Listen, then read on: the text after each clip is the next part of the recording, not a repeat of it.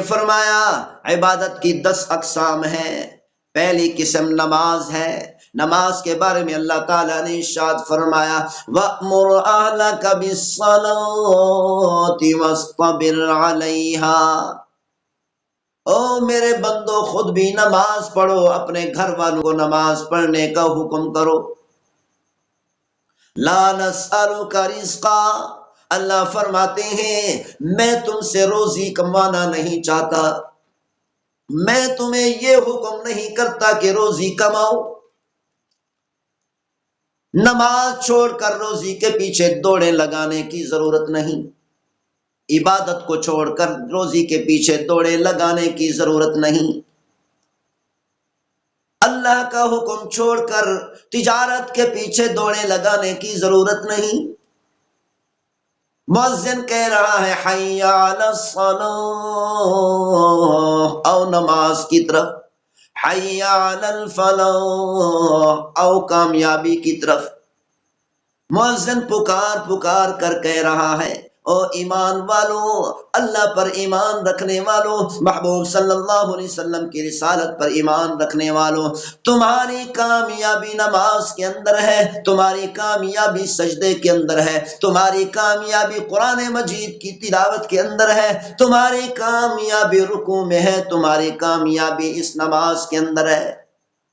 لیکن مسلمان اذان سننے کے باوجود بھی مسجد کی طرف نہیں آتا، اذان سننے کے باوجود بھی تجارت کے پیچھے دوڑے لگا رہا ہے، اذان سننے کے باوجود ملازمت کے پیچھے دوڑے لگا رہا ہے، آفس میں بے فکر ہو کر بیٹھا ہے، گویا کہ اللہ نے اس کو بلایا تک نہیں۔ اسی لیے فرمایا ہر مسلمان کو چاہیے، جیسے اللہ تعالیٰ نے حکم فرمایا ہم تم سے روزی کموانا نہیں چاہتے، اللہ فرماتے ہیں روزی کی ذمہ داری ہماری ہے، ہم تمہیں روزی عطا کریں گے، خود بھی نماز پڑھو، اپنے گھر والوں کو نماز پڑھنے کا حکم کرو۔ نحن نرزقک، ہم تمہیں روزی عطا کریں گے، لا نسألک رزقا، ہم تم سے روزی کمانا نہیں چاہتے۔ اسی لیے ہر مسلمان کو چاہیے اگر مسلمان نماز کی پابندی کرنے لگے، اللہ تعالیٰ فرماتے ہیں نماز کی برکت سے میں روزی میں بھی اضافہ کر دوں گا۔ عبادت کی 10 اقسام میں سے دوسری چیز روزہ ہے۔ ہر مسلمان کو چاہیے رمضان المبارک کے روزے رکھے، کیونکہ اللہ تعالیٰ نے قرآن مجید فرقان حمید میں ارشاد فرمایا یا ایھا الذین آمنوا کتب علیکم الصیام، اے ایمان والو تم پر روزے فرض کیے گئے، کما کتب علی الذین من قبلکم، جیسے پہلی امتوں پر روزے فرض کیے گئے تھے۔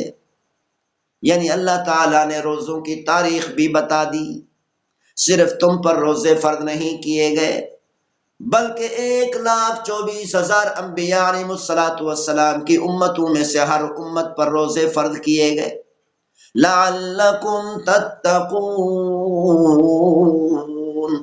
تاکہ تم متقی بن جاؤ، تاکہ تم ڈرنے والے بن جاؤ، تاکہ تم تقوی اختیار کرنے والے بن جاؤ۔ تیسری چیز ہے زکوٰۃ، اگر زکوٰۃ واجب ہے، زکوٰۃ فرض ہے تو زکوٰۃ پابندی سے ادا کرو۔ تو اللہ تعالیٰ نے قرآن مجید فرقان حمید میں ارشاد فرمایا یوم یحمی علیہا فی نار جہنم فتقوی بہا جباہہم وجنوبہم وظہورہم، جو مسلمان مال جمع کر کے رکھتے ہیں، زکوٰۃ ادا نہیں کرتے، عشر واجب ہے ادا نہیں کرتے، قربانی واجب ہے ادا نہیں کرتے، صدقہ فطر واجب ہے ادا نہیں کرتے، اللہ تعالیٰ نے ارشاد فرمایا کل قیامت والے دن اس دولت کو، اس مال کو، اس جائیداد کو اللہ تعالیٰ جمع کر کے لوہے کے تختے بنائے گا، لوہے کے تختے بنا کر جہنم کے اندر گرم کرے گا۔ جب یہ لال ہو جائیں گے ان کو اٹھا کر زکوٰۃ ادا نہ کرنے والے، عشر ادا نہ کرنے والے، قربانی ادا نہ کرنے والوں کے چہروں کو داغے گا، ان کی پیٹھوں کو داغے گا۔ اللہ تعالیٰ فرماتے ہیں یوم یحمى علیہا فی نار جہنم فتقوی بها جباہہم وجنوبہم وظہورہم، اللہ تعالیٰ ان تختوں کے ذریعہ سے ان کے پہلوؤں کو جاگے گا۔ اللہ تعالیٰ فرماتے ہیں ہم ان تختوں کے ذریعہ سے ان کو جلائیں گے قیامت والے دن۔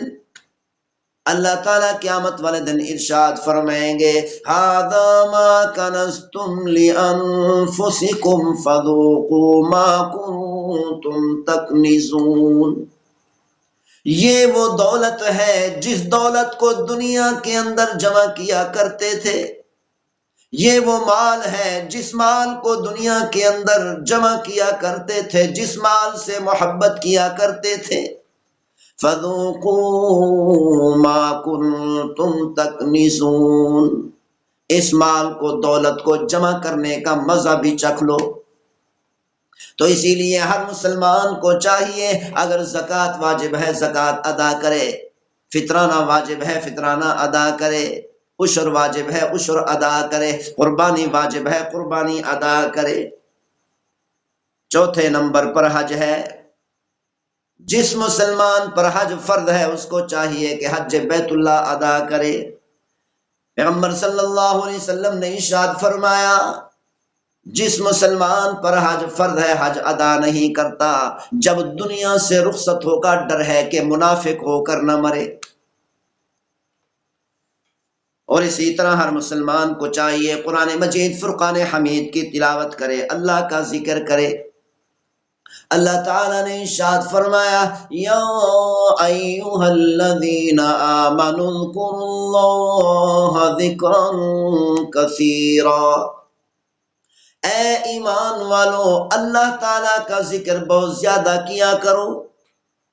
الا بذکر اللہ تطمئن القلوب، اے ایمان والو اگر تم سکون چاہتے ہو، اگر تم راحت چاہتے ہو، اگر تم آرام چاہتے ہو، تمہارے دل کو اطمینان، تمہارے دل کو سکون صرف اور صرف اللہ تعالیٰ کے ذکر سے ہی مل سکتا ہے۔